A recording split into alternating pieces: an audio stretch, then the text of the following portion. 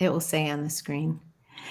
Well, good Monday morning. I am so excited today, you guys. I am Denise Longton. I am Healthy Juju Girl, and I am so excited to introduce you to this wonderful, wonderful woman that I met, Lydia Guy. Thank you for joining us. Thank you. Um, Lydia is a certified functional and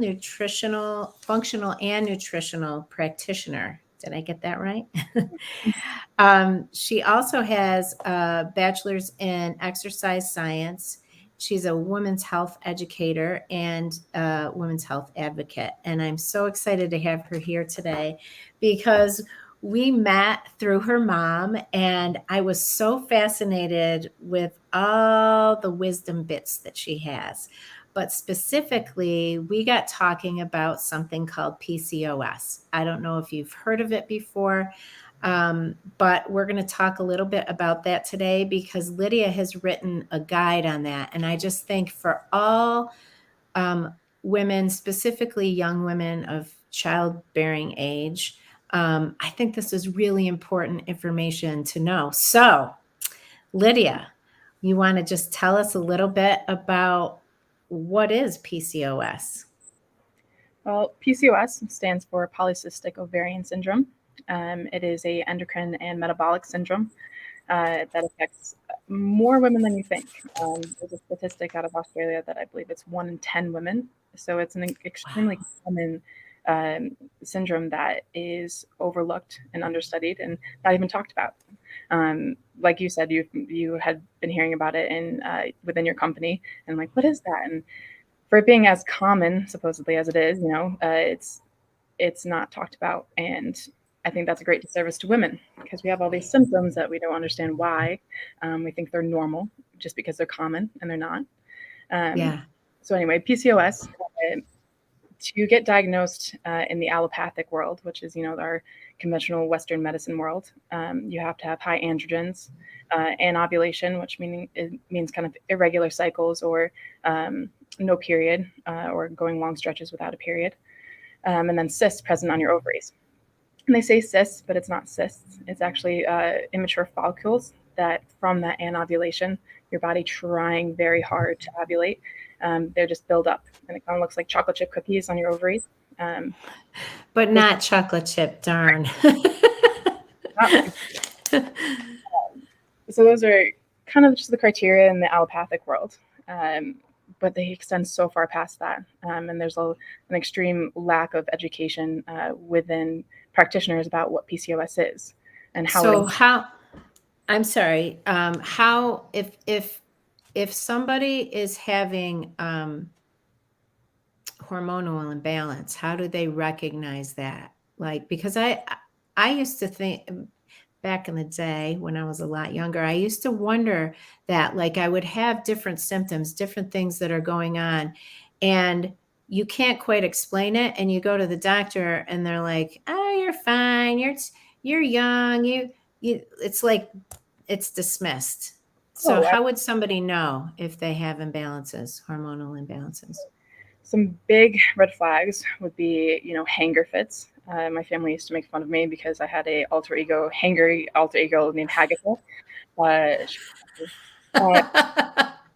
uh, Hanger fits where actually it's just your blood sugar that's low and it's imbalanced. And then there's, extreme sugar cravings. It could be as, little as cold hands and feet that you just think is normal.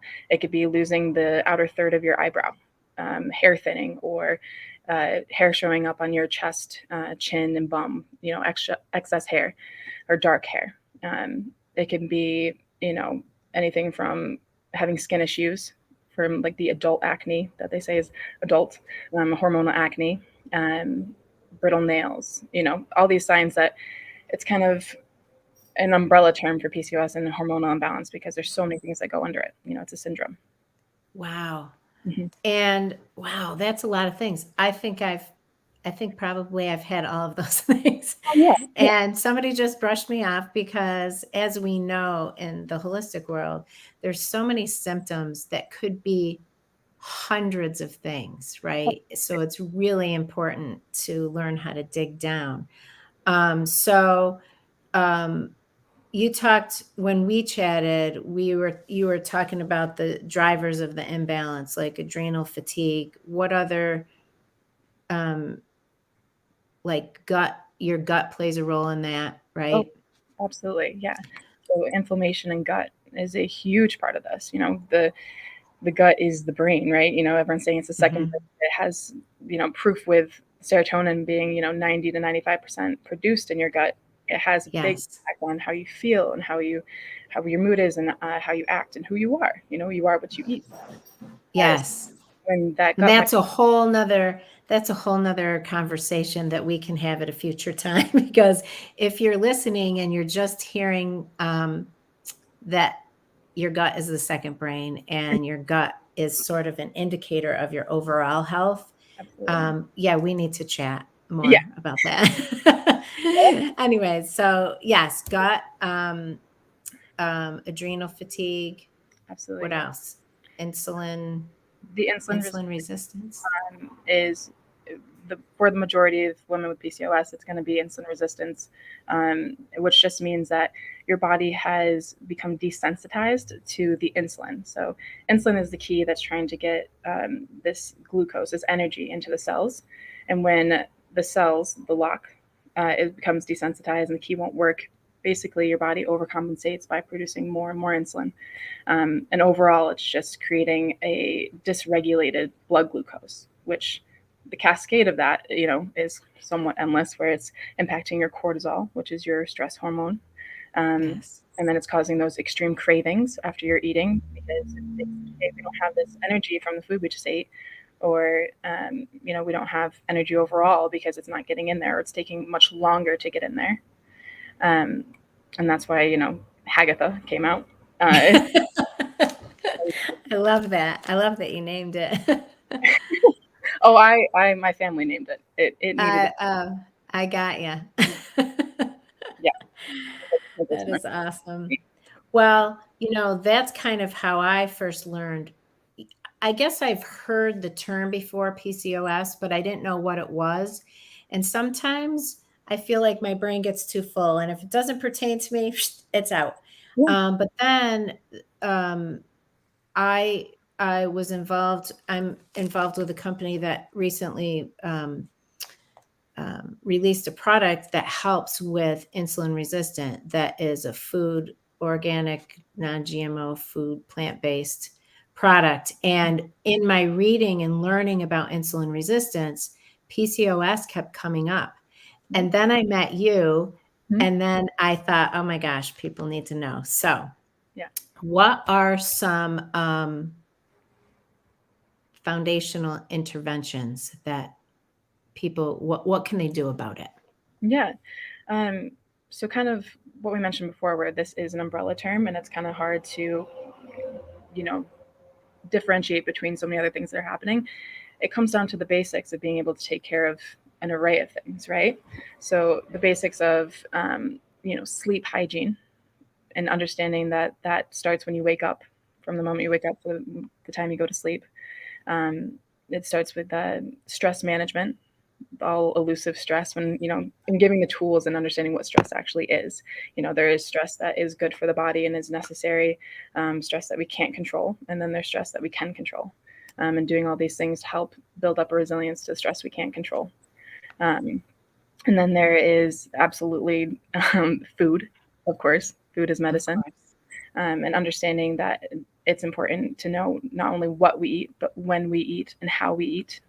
um, are we eating mindfully, or are we eating very stressed and hurriedly out the door, and eating a packaged, I don't know, muffin or a breakfast sandwich from Starbucks on the go because we've got too many other things to do.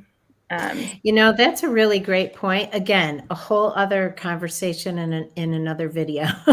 But I learned that when I was getting coaching certification a while back about who you are when you're eating. Mhm. And if you're in a stressful situation, or you're thinking about things, or you're watching the news, or you're doing things that are stressful while you're eating, significantly impedes your digestion. and Yes. we don't even know it. We think it's completely benign. We're just watching the news, or we're eating lunch with coworkers complaining about our boss or what have you. And it's really detrimental. Yeah. We're conditioning your body to adapt and just survive in all these stressful situations, right? It's that cortisol coming into play again, where you're just like, okay, we're just gonna live and we're gonna eat and we're gonna sleep and we're gonna do everything in a hyper state. Yeah. Yeah. So, tell me a little bit. You had mentioned cycle syncing. Mhm. Tell me what that is exactly. So cycle syncing is, I think, becoming more and more catchy, which I fully enjoy. But it's basically for a woman's cycle, it goes on a 28 to 35-day cycle. And the phases, you can split up in between just strictly the follicular phase and then the luteal phase. But there's parts in that, like menstruation, that happen in the follicular phase, and then going into ovulation. So basically, it is your menstrual cycle. And cycle syncing allows you to understand what's happening in each phase to your body, which has, physiological effects, not only mentally, but to your body. Things are changing. You're preparing for a baby that may or may not come, whether you want it or not. Biology says we're preparing for a baby. And so the changes that happen, in understanding those phases will help you live, in line with those and kind of support your body as it goes through those changes naturally. You can't stop it. It's just what happens. Wonderful Yeah. gift. But each phase actually does bring a gift. And there's different, kind of, I would say, powers that come with it. So Yeah. like even in your like menstrual phase, you have the gift of rest and reflection. And in your ovulatory phase, you have the gift of being social and wanting to go do things. But understanding that each phase is different and that you will change during those phases in your whole cycle, and that your body needs different things nutritionally, and in terms of exercise, it'll help you kind of minimize some of the symptoms and the things that you may be living in opposite, of what your body actually needs in that moment, or that phase of your cycle. Awesome. And so you talk more about this obviously in your guide, I'm presuming, Absolutely, yes. This which is I think is awesome because I got to say, having an awareness as a woman about how our bodies operate, which is so intricate, even for any human being, right? But I feel like in fourth or fifth grade, we had the movie and we got the lowdown, and all of us are still kids, right? And we're like totally embarrassed, and our mothers are there, and there's like, you're just like, ugh, well, you're only half paying attention, and that's it. You hear nothing else. You're yeah, done. Like they expect, oh, we told you. Okay, we're yeah, good. yeah. And so a lot of us then grow up and we have children and we do all these things. We don't really understand. And when you don't understand, how can you do things for yourself to have the optimal life, right? So I love that you have put this guide together, because I think it will be really beneficial. Yeah. So do you want to talk a little bit about the main topics of your guide? Oh yeah, absolutely. I have my little content page from my guide up, and I kind of go through. The first title is, WTF is PCOS. And what PCOS is, the, kind of ins and outs, the kind of why we think it's happened, evolutionarily. It's coming from the caveman times of it was really beneficial to not have your period, to be a little hairier, those things where our genes have not respected the evolution of today's society. They're just kind of still there.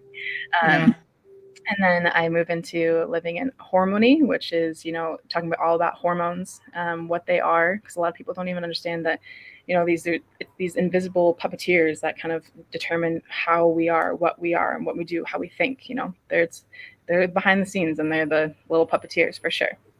And then I go into stress, and then I talk about some symptoms that are, scratching the surface of what we talked about with, the symptoms that you can experience, but taking those back under control. And then talking about just how we are all little house plants, and we need good food, water, and sunlight. I Um, love that analogy. And then I finish off with cycle syncing and talking about how to recognize and track your cycle and understand what your body needs in each phase. And then also there is an exercise plan. I teamed up with my friend Annalie Runyon, who is a strength and conditioning coach, and she actually has PCOS and endometriosis as well. Wow. She is just incredible. She's fantastic. But she and I created this exercise plan that helps, PCOS friendly movements and kind of going in line with cycle syncing. So there's a lot of Awesome. covers. We might have to talk to her next. Be absolutely lucky too. She's fantastic.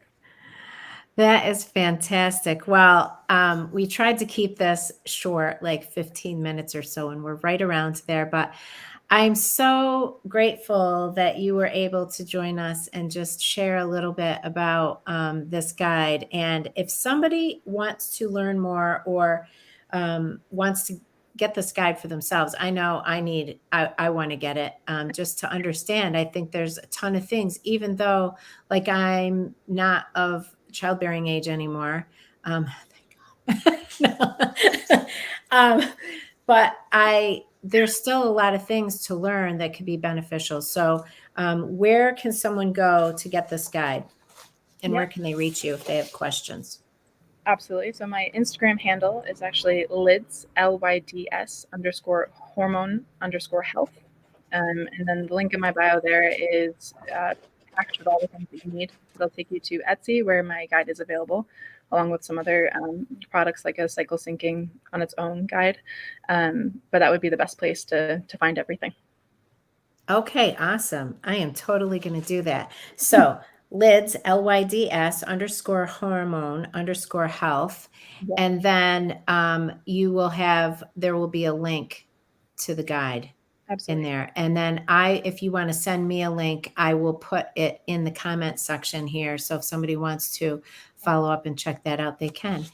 Perfect. Thank you so much, Lydia. It was so awesome to chat with you. Thank you, everyone, whoever has hopped on to check this out. If you have any questions or you need further information, please don't hesitate to reach out to me. You can find me on Facebook or on Instagram at Healthy Juju Girl.